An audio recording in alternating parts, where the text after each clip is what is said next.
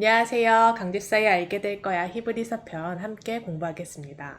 히브리서 8장 13절 새 언약이라 말씀하셨음에 첫 것은 낡아지게 하신 것이니 낡아지고 쇠하는 것은 없어져 가는 것이니라. 그래서 히브리서 8장 13절은 지금 히브리서 8장 6절로부터 그 예레미야 말씀을 인용하고 있는 것들의 그 최종 결론을 히브리서 8장 13절에서 제시하고 있습니다.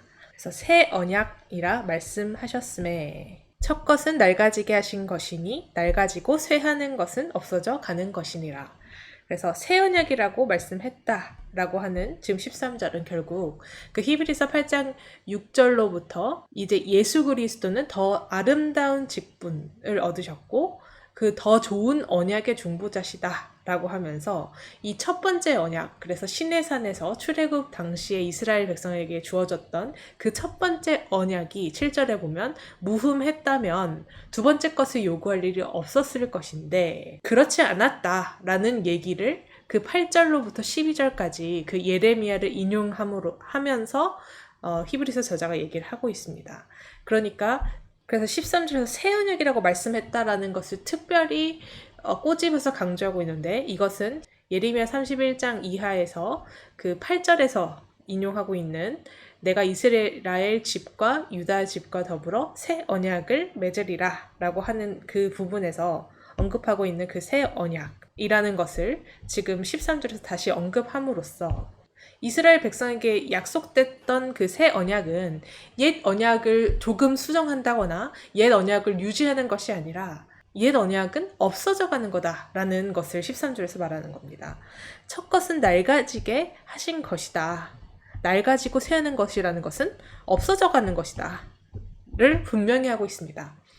그러니까 지금 히브리서는 그 유대인으로서 기독교를 믿는 사람들에게 그들이 다시 유대교로 돌아가지 못하게 하는 그러한 목적으로 쓰여진 책입니다. 그래서 기독교, 예수 그리스도를 믿는다라는 것은 기존의 그 유대교에 조금 예수 그리스도가 추가되는 것이 아니다. 라는 것이고, 만약에 유대교에서의 핵심인 모세를 통한 율법, 그래서 시내산 언약, 그 첫 언약이 무흠한 것이었다면 두 번째 언약은 등장했을 리가 없다라는 그런 논리, 그리고 그런 것들을 그냥 새로운 그 히브리서 저자의 머리에서 나오는 어떤 논리로 하는 것이 아니라 그 구약의 예레미야서를 인용하고 그 예레미야서에서 새 언약이라고 표현하고 있다는 것을 강조함으로써 유대교로 돌아가려는 그 유대인들에게 돌아가서는 안 되고 새 언약인 예수 그리스도를 믿어야 한다라는 것을 강조하고 있는 것입니다. 즉 정리하면 13절은 예레미야에서 말하고 있는 그 예언 속에는 새 언약을 언급하고 있고 이 새 언약이라고 표현하는 것을 보아하면 첫 번째 언약은 그와 대조적으로 낡아진 것을 의미하는 것이고 낡아지고 쇠하는 것은 없어져 가는 것을 의미한다. 이 부분은 우리가 고린도후서 5장 17절에와 비교를 해서 이해하면 더 좋을 것 같습니다. 고린도후서 5장 17절 그런즉 누구든지 그리스도 안에 있으면 새로운 피조물이라 이전 것은 지나갔으니 보라 새 것이 되었도다. 그래서 우리가 그리스도 안에서의 신앙은 새 것, 그래서 우리가 새 술은 새 부대라는 말이 있고 새로운 피조물이 되는 것을 의미한다고 하는데요. 그래서 이전 것은 지나간 것이다 라는 것입니다. 그래서 지금 이 히브리서 저자가 그 첫 언약과 새 언약을 비교하는 것과 우리가 그리스도를 믿었을 때 믿기 전의 상태와 믿은 후의 상태가 유사한 그런 구조를 가지고 있다고 볼 수 있습니다. 우리는 옛날에 가지고 있었던 어떤 신념과 나의 자아를 그대로 유지하면서 어떤 좋아 보이는 덕담처럼 또는 도덕률처럼 신앙을 추구하려고 하는 경우가 있는데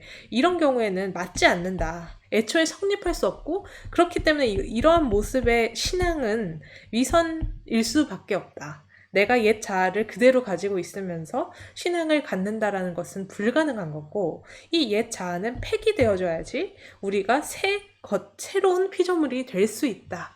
라는 것이 우리 기독교 신학의 핵심인 것처럼 지금 유대인들에게도 너희가 유대교에서 가지고 있던 그 틀을 그대로 유지하면서 추가로 받아들이는 게 아니고 옛 언약은 낡아진 것이고 낡아지게 하신 것이고 그건 없어진 것이다. 없어져 가는 것이다. 그래서 분명히 예레미야에서도 새 언약이라고 했다라고 함으로써 유대인으로 하여금 예수 그리스도를 믿기를 권면하고 있는 것이 히브리서라고 볼 수 있겠습니다.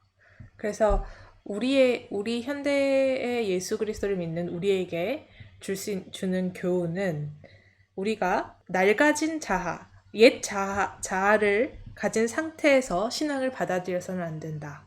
하나님께서 택하신 이스라엘 백성에게조차도 그들에게 특별히 주어졌던 그 첫 언약을 그들이 잘 지키지 못하자 이걸 폐기하고 새로운 언약을 주셨듯이 그 새로운 언약은 예수 그리스도를 믿음으로써 구원을 받는다라는 이신득의 그런 사상이기 때문에 결국은 우리가 예수 그리스도를 믿음으로써 하나님의 자녀가 되는 그런 특권을 받을 수 있었는데 우리가 신앙생활을 하는 모습에도 이걸 그대로 적용할 수 있다. 고린도후서 5장 17절에 따를 때 그리스도 안에 있을 때 새로운 피조물이라고 하셨는데 그래서 이전 것은 지나갔으니 새 것이 되었다.